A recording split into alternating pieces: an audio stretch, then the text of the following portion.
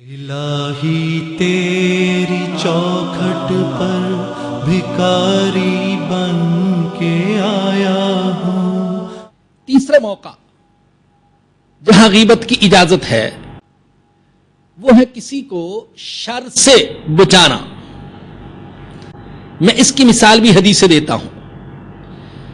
نبی کریم صلی اللہ علیہ وسلم تشریف فرما تھے، دور سے ایک شخص آتا ہوا دکھائی دیا تو آپ نے اس کے بارے میں فرمایا بئس اخو العشیرہ، یہ قبیلے کا برا آدمی ہے۔ لیکن جب وہ قریب آ گیا تو حضور نے اس کے ساتھ نرم لہجے میں گفتگو فرمائی۔ سیدہ عائشہ صدیقہ رضی اللہ تعالیٰ عنہا نے سوال کیا، اے اللہ کے نبی، آپ تو اس کے بارے میں فرما رہے تھے کہ برا آدمی ہے، لیکن جب وہ قریب آیا تو آپ نے نرم اسلوب میں اس کے ساتھ گفتگو فرمائی، ایسا کیوں کیا؟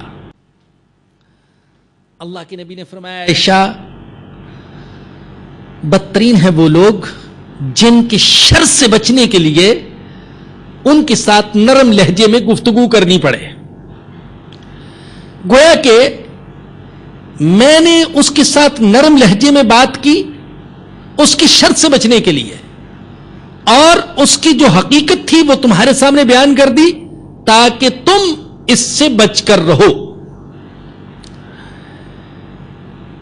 ایک چوتھا موقع جس میں غیبت کی اجازت ہے وہ ہے استفتاء۔ استفتاء کا مطلب کیا ہے؟ مفتی سے فتویٰ پوچھنا۔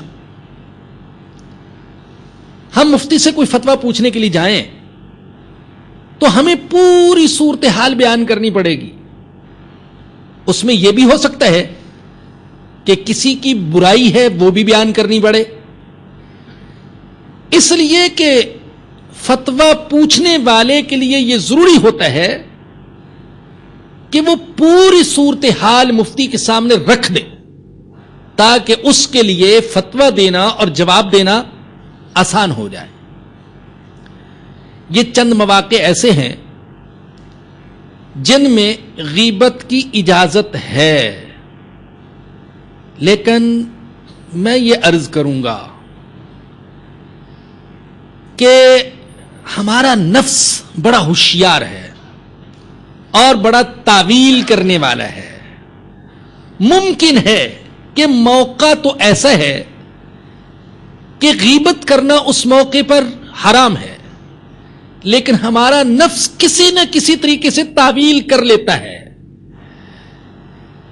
کہ میرا مقصد برائی بیان کرنا نہیں ہے، بلکہ میرا مقصد تو کسی کو شر سے بچانا ہے، اور میرا مقصد تو مشورہ دینا ہے۔ تو نفس کسی نہ کسی انداز میں تعویل کر سکتا ہے، اس لیے بڑی ہوشیاری کی ضرورت ہے، سمجھداری کی ضرورت ہے کہ کیا واقعی اس موقع پر غیبت کی اجازت ہے یا کہ نہیں۔ بہرحال فرمایا کہ وَلَا يَغْتَبْ بَعْضُكُمْ بَعْضًا، اور تم میں سے کوئی کسی کی غیبت نہ کرے۔ أَيُحِبُّ أَحَدُكُمْ أَن يَأْكُلَ لَحْمَ أَخِيهِ مَيْتًا فَكَرِهْتُمُوهُ، کیا تم میں سے کوئی پسند کرتا ہے کہ اپنے مردہ بھائی کا گوشت کھائے؟ تمہیں اس سے گھن آئے گی۔ تو اگر تم مردہ بھائی کا گوشت کھانا پسند نہیں کرتے تو پیٹھ پیچھے اس کی برائی بیان کرنا بھی پسند نہ کرو، یہ بھی ناقابل برداشت جرم ہے۔ اگر آپ غور فرمائیں تو آج شاید ہی ہماری کوئی مجلس ایسی ہو جو غیبت اور چغلی سے خالی ہو، جہاں دو مرد بیٹھے یا جہاں چند خواتین بیٹھی وہاں کسی کی برائیاں شروع ہو گئیں۔ گویا کہ وقت گزارنے کا ایک بہترین مشغلہ وہ کیا کہ دوسرے کی برائیاں بیان کی جائیں، لیکن جس کی نظر ہو قرآن پر اور حدیث پر، اور قرآن اور حدیث میں غیبت پر بیان کی گئی وعیدوں پر، اس کے لیے غیبت سے بچنا آسان ہو جائے گا. اور اللہ نے یہاں آخر میں فرمایا واتقوا اللہ، اللہ سے ڈرو. ان اللہ تواب الرحیم، بے شک اللہ تعالی توبہ قبول کرنے والا انتہائی مہربان ہے. ایک طرف تو ان معاشرتی برائیوں سے بچ کر رہنے کی تلقین کی گئی، اور دوسری طرف اپنے تواب ہونے کا ذکر کیا. میں توبہ قبول کرنے والا ہوں، میں رحم کرنے والا ہوں. اگر تم اس سے پہلے ان برائیوں میں، ان گناہوں میں، ان جرائم میں مبتلا رہے ہو تو توبہ کر لو، میں توبہ قبول کر لوں گا اور تمہیں معاف کر دوں گا. مگر یہ بات یاد رکھیں کہ حقوق العباد کا مسئلہ بڑا نازک ہے. یہاں توبہ یوں نہیں ہوگی کہ تنہائی میں بیٹھ کر کہتے ہیں اے اللہ میں بدگمانی کرتا رہا ہوں، میں جاسوسیاں کرتا رہا، میں دوسروں کے عیوب تلاش کرتا رہا، میں تاک جھانک کرتا رہا، اور میں غیبت اور چغلی کرتا رہا، میں بہتان تراشی کرتا رہا، اے اللہ تو مجھے معاف کر دے. بس صرف اللہ سے توبہ کرنے سے، معافی مانگنے سے یہ گناہ معاف نہیں ہوں گے جب تک کہ اس متاثرہ شخص سے بھی معاف نہ کروائے جس کی غیبت اور چغلی کرتا رہا اور جس کی عزت و آبرو سے یہ کھیلتا رہا. حقوق العباد میں یہ ضروری ہوتا ہے. اگر بالفرض ایسی کوئی صورت ممکن نہ ہو کہ ہم اس سے معافی تلافی کر سکیں جس کی برائیاں ہم کرتے رہے، تو پھر اس کی ایک صورت یہ ہے کہ ہم اس کے لیے ایصال ثواب کیا کریں، اس کی مغفرت کی دعا کیا کریں، اس کے حق میں دعا کیا کریں. اس کے حق میں دعا کرنے سے اور اس کے لیے ایصال ثواب کرنے سے ممکن ہے کہ اللہ پاک ہماری اس غلطی کو معاف کر دے.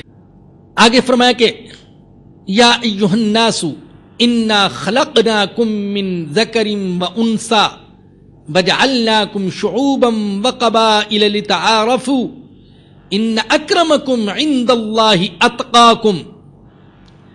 اے لوگو، بے شک ہم نے تم کو پیدا کیا ایک مرد اور عورت سے، اور تمہیں تقسیم کر دیا کنبوں میں اور قبیلوں میں تاکہ تم ایک دوسرے کو پہچان سکو.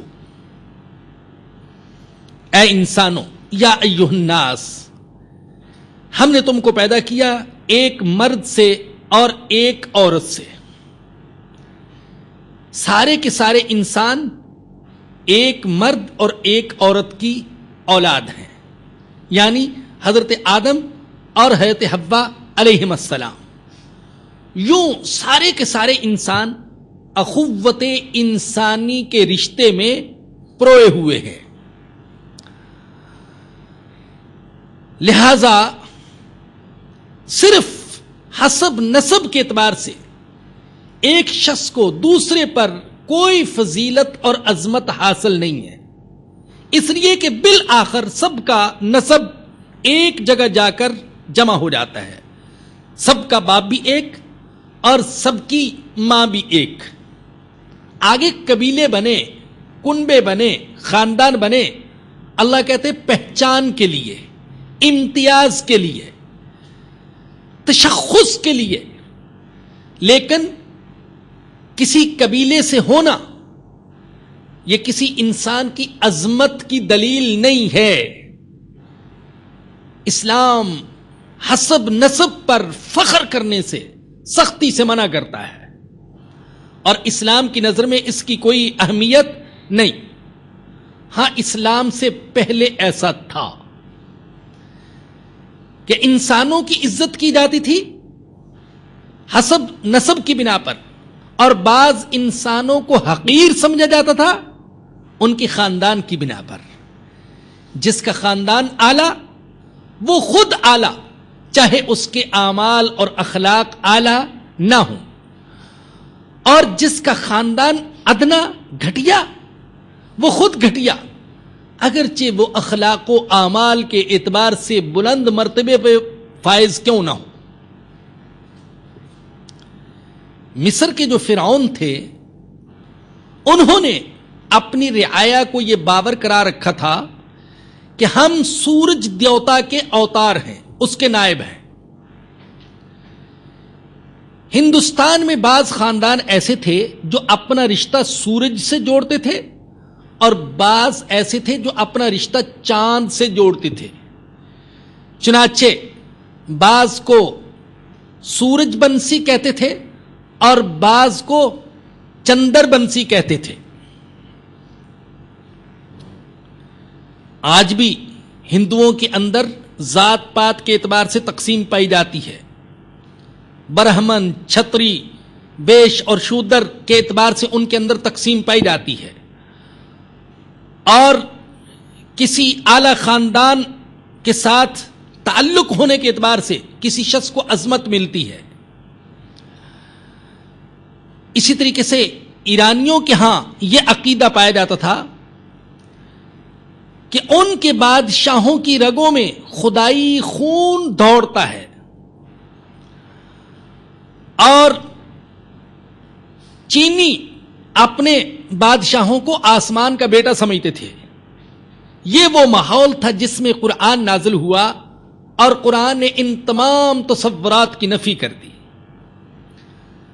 قرآن نے بتایا کہ اے انسانوں، تم ایک مرد اور ایک عورت کی اولاد ہو، لہذا حسب نسب کی بنا پر تم میں سے ایک کو دوسرے پر کوئی فضیلت حاصل نہیں ہے.